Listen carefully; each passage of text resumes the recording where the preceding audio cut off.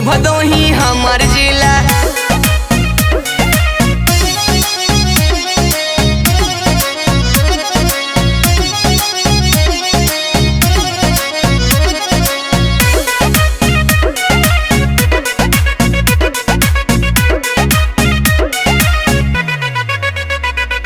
देश विदेश में मशहूर बाटे, यूपी छाछड़ चर्चा दूरी दूरी बाटे।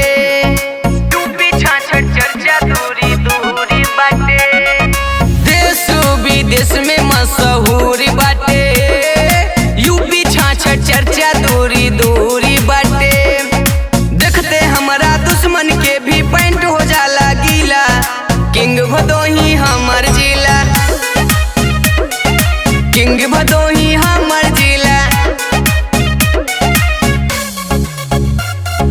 किंग भदोही हमर जिला, किंग भदोही हमर जिला।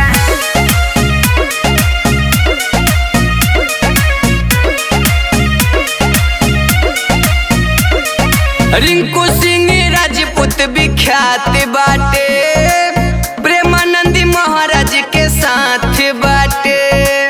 प्रेमानंदी महाराज के साथ बाटे। रिंकू सिंह राजपूत विख्यात बाटे, प्रेमानंदी महाराज के साथ बाटे। राजपुरा चौराहा के सुंदरता बरंगीला। किंग भदोही